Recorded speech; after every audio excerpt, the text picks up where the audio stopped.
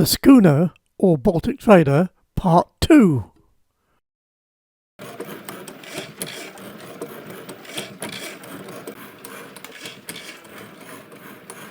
Hello, I'm back.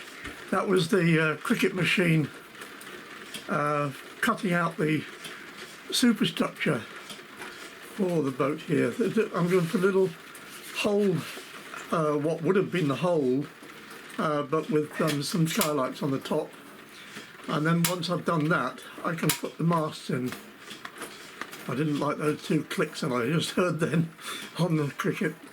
And I've got a little bit more touching up to do with the painting, but generally it's coming on all right, I think. The phone rang just at the end of that last clip. I don't know whether it caught on the camera, but it was the COVID team wanting to know, do I want my COVID jab? I said in the autumn, thank with my flu jab. Anyway, the cricket done it, and it's cut it out on this baker's biscuit or dog food. For the little bit of superstructure which has got to go here, I've cut these out for what would have been the original hold hatch, and then on top of that I'm going to put these on top of here to make for skylights, because the boat has been changed to recreational use. So now what I've done, this is very, very delicate. They're tiny. There's my finger, and you can see they are absolutely tiny and very, very delicate.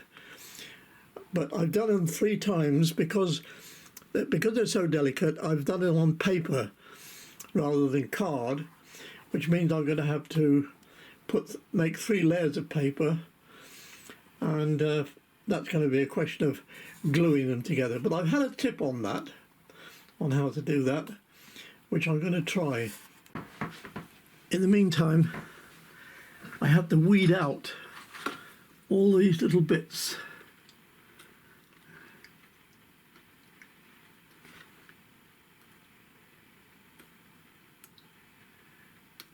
These will be the glass, where the glass goes, or in the case of this model, where the plastic cellophane goes. There you go. Okay, I've got the base, or the bulk of the hatch hold there, and now I've got to make the thing that goes on the top that holds the skylights. And here I've got the paper cut out for the skylights. Now when I was making this little gate, I can see it better there. I did that with 3 layers of paper, which I had to glue one on top of the other, and it was a bit messy and a bit difficult. But one of my viewers, Mike Hebden of Hebden Trains, suggested I try this. Apparently it's used in dressmaking. I didn't know that. Take a piece of cardboard. He suggested the best thing would be a piece of cork tile, but I haven't got a cork tile.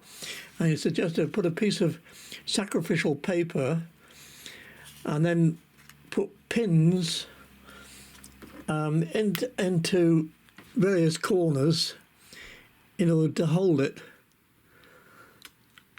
Get the pin in there. And another one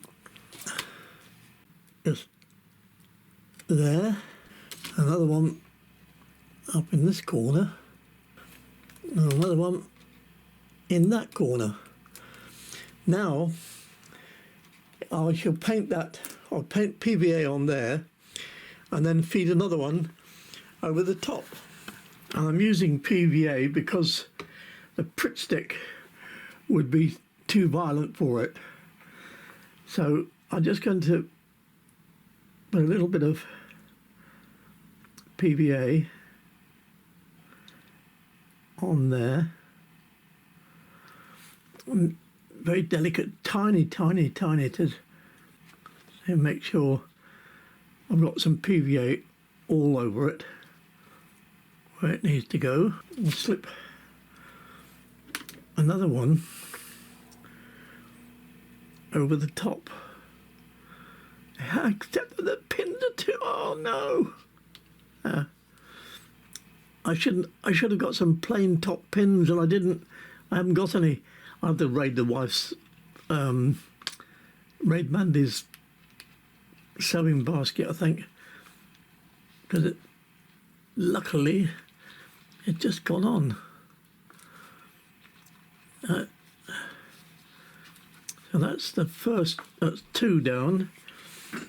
And where's my brush gone? Another one on there, quick. I'm going to be a little bit faster this time because if I lift it off soon enough, it won't stick to the paper underneath. He hopes. Let's see. I want 3 layers, so that's 2.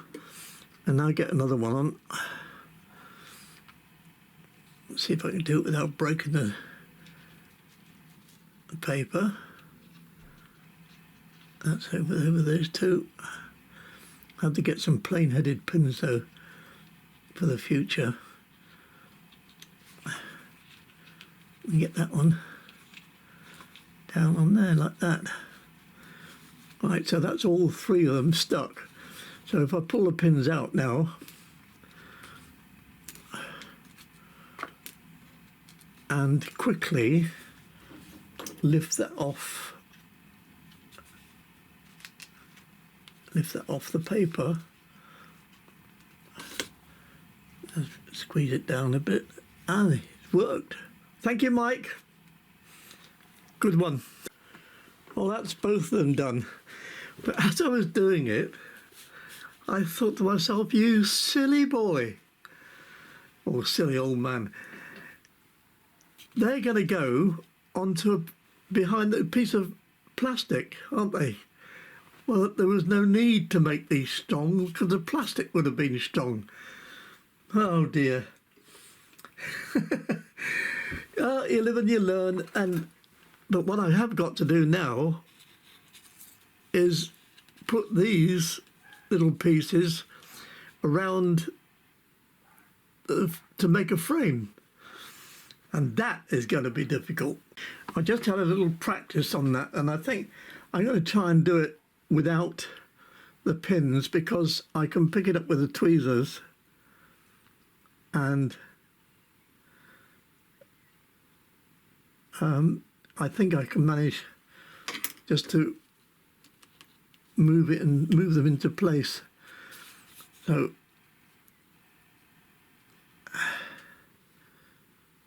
there's one on. Yeah, that works all right.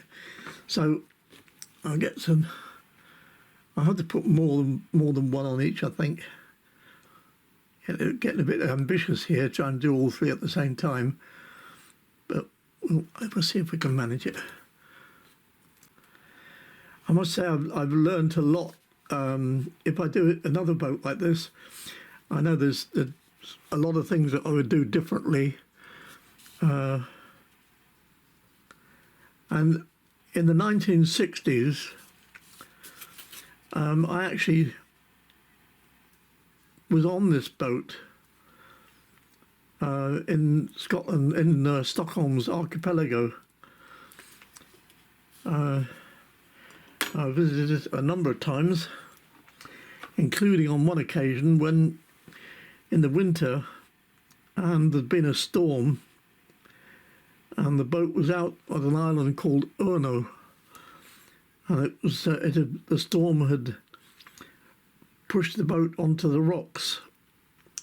Luckily, they managed to get it off, and the last time I saw it was in the early 2000s, and then it was actually in the historical boat section of the Vasa Museum in Stockholm. So it's a boat which is well known to me, but or fairly well known to me, but the owner had made a lot of improvements, alterations. Parts of it he brought back to the original as it had been when it was built for the intended purpose, not as a pleasure boat. And he was actually living on it in the historical boat section, and he'd made the inside to a proper, very, very nice accommodation inside. The PVA has now dried enough on that for me to get them painted before I put the plastic, the cellulose or whatever it is I'm going to make for the windows, before I stick it on the back. So I'll get those painted now.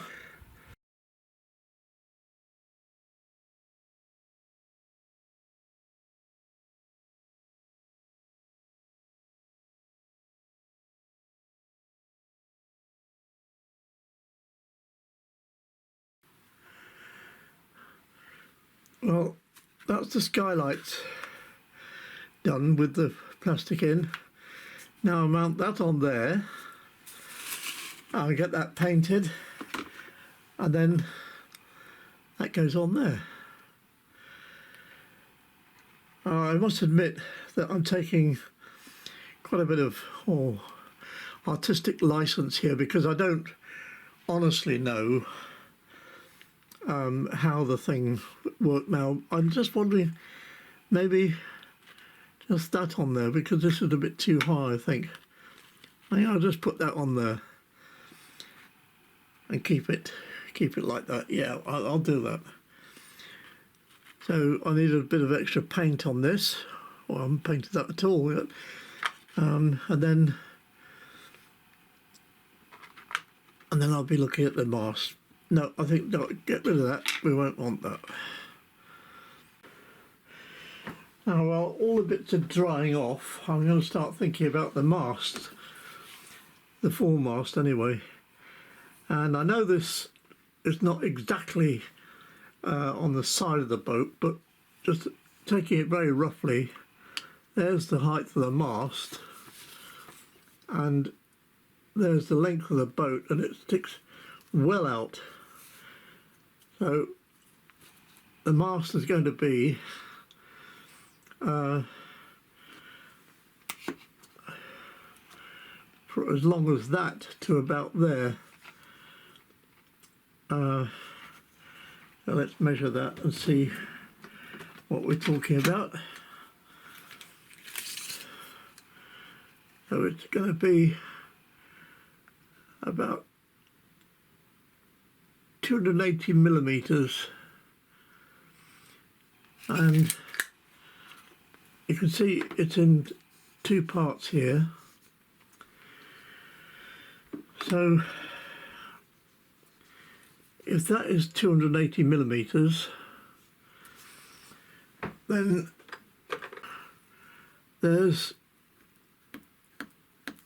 the mast there, and there's the top mast there. Measure that bit there.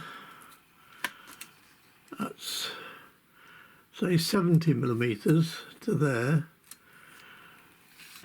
So what I'm going to do, I'm going to glue those two together, and then when the glue's set, I shall put some West Country whipping with cotton round there to make it look as if it's bound on properly with rope. There, we've got those two glued. Now I just got to let that set, and then I get the West Country whipping round it, and I then get the mast painted. Well, the mast is dried, that's dried off nicely now, and I've made a slot in this end to fit over the waterline keel. I'll call it the waterline keel, the bit that runs down the middle of the boat. And now I'm going to try a little bit of West Country whipping to put these two together more authentically than just glue. So we'll start off, lay that along there, and then round and round and round. I go around 5 or 6 times, like so, and then a bit small to do this, but around the thumb,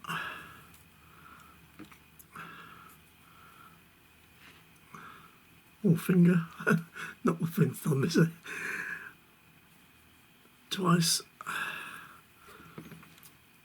3, 4,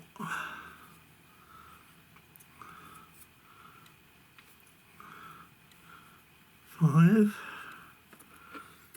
and then cut that off there, and then holding that, feed that through there, and then tighten them up. 1, 2,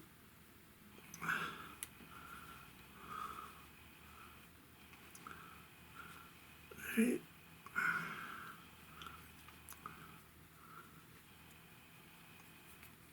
4, just about there.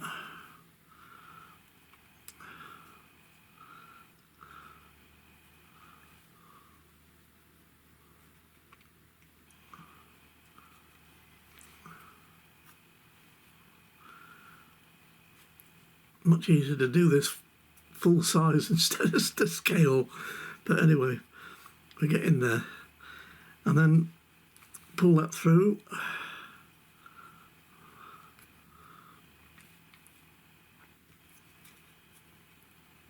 There we are, West Country whipping, and I'll cut that off.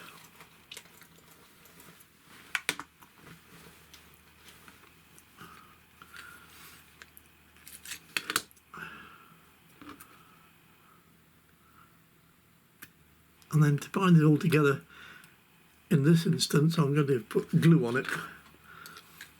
We'll put the glue on, and then we can paint it later on.